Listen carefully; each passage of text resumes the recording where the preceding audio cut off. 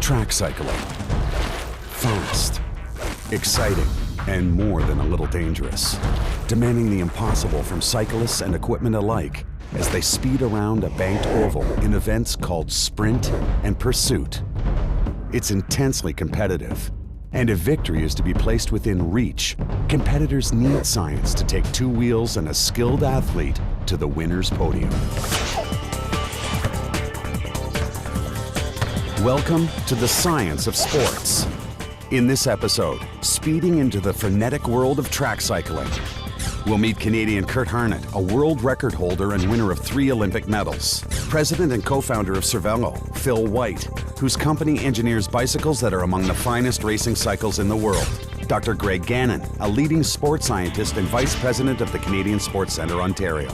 And finally, we'll put science to the test when we meet Stephanie Bester, an up-and-coming athlete with strong medal hopes. It's a sport where new technology and advances in sports science are key to finding the elusive edge needed to win. Because a thousandth of a second matters, and the human body is a grueling performance laboratory. Staying competitive and staying within that pack, and if not trying to pursue, is a constant effort. I believe successful people are competitive by nature, so living, breathing, nothing beats going one-on-one with somebody and knowing where you stand. The role of science in my competitive life cycle was something that other people worried about. And it's science that's leading the way in helping develop today's top cyclists. Before, we used to have very large pieces of equipment and where the athlete or coach would come to the laboratory to be measured or tested or monitored. Today, we're seeing these devices become very, very miniature, small. They can be taken to the field. Some of these might include things like a lactate analyzer, a device where we can put a very small drop of blood into this particular monitor and tell us our lactate levels in our blood. The ability to measure internally the core temperature. This would involve telemetry, where we would have a very small pill that the cyclist would ingest. From that pill, it would transmit a signal to a small handheld device where a coach could monitor the core temperature of an athlete. Prior to probably about 5, 6, 7 years ago, we would see individuals going to a lab again to be tested to see what their peak power production might be. Nowadays, we can have cyclists who are out on the road with a power unit on their bike where we can measure power directly and display it on a small screen. More than just machine, the modern competition bicycle is a masterpiece of engineering design. Sleek, light, and composed of revolutionary materials. The biggest advancement that happened during my time in the sport of cycling was the introduction of new materials into the machine. Well, the biggest challenge to designing a bike is that there isn't one specific challenge. The bike has got to be a compromise of stiffness, lightweight, aerodynamics, and good ride. So you've got to find a way to optimize all those within the bike. Carbon composites, advanced alloys, aerodynamics, and a keen sense of ergonomics go a long way to creating the perfect bicycle. However, none of this comes cheap. These racers cost 15 times what the average bicycle costs. Testing design innovations is expensive and time-consuming. The wind tunnels we're using typically costing us about $1,500 an hour. We're moving now to trying to do testing outside of the wind tunnel. So we're trying to do design of the aerodynamics of the bike on the computer. And this is something that's been used in Formula One for the last several years. It's called computational fluid dynamics. And basically what it is a wind tunnel on the computer. And while the demands placed on the machine are great, the demands placed on the human are just as fierce. I think what we're seeing now is the definition of more new injuries within endurance athletes. We're now starting to identify and realize that the demands placed on an endurance athlete are really large, and they're far-reaching. It's not just the common things of muscular injury.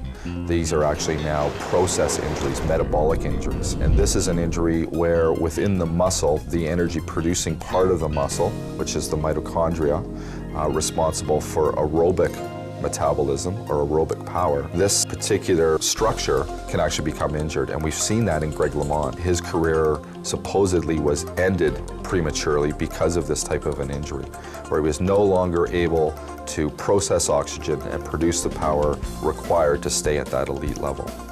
Science can clearly help an athlete's performance, but can it spot the elite among us? Science can predict for sure whether athletes have the physical capacity for types of sports. This is based on the type of muscle that we actually have. So individuals are born with either a percentage of what we call slow twitch or a percentage of fast twitch muscle fibers. And these fibers determine your capacity for endurance or your capacity for sprinting. My most significant strength was my power. Physically, I was a powerful rider, so I had that not off-the-line explosive.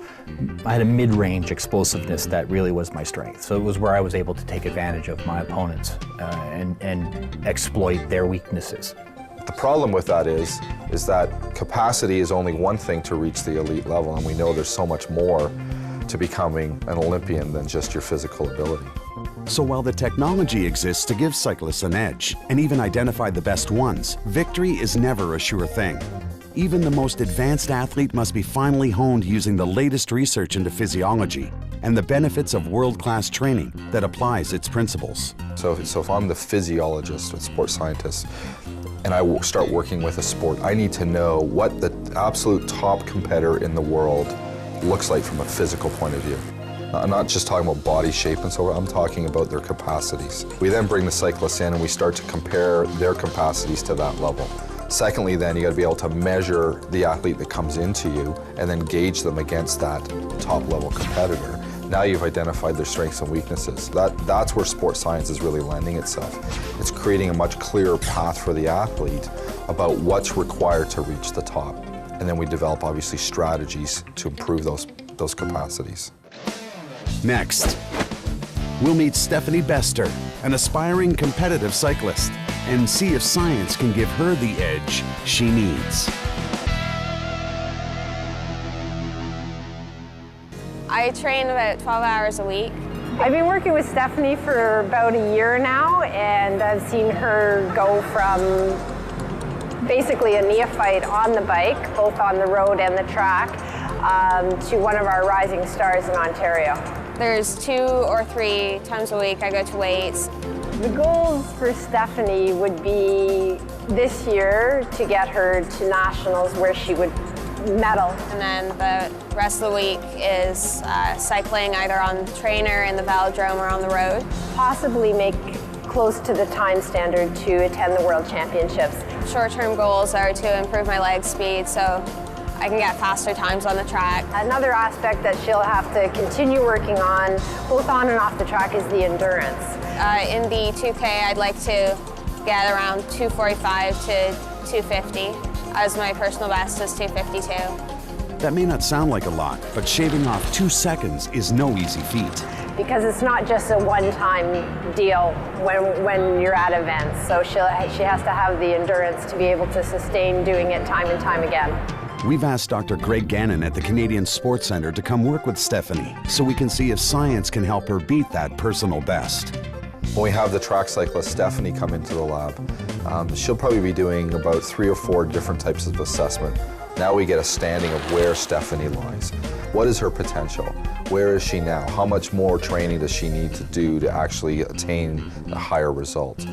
Can Stephanie beat that personal best? Here at the Forest City Velodrome, Stephanie prepares herself with the aid of her coach and discusses strategy. I would like about 250 as my personal best. Now let's see what a little science can do.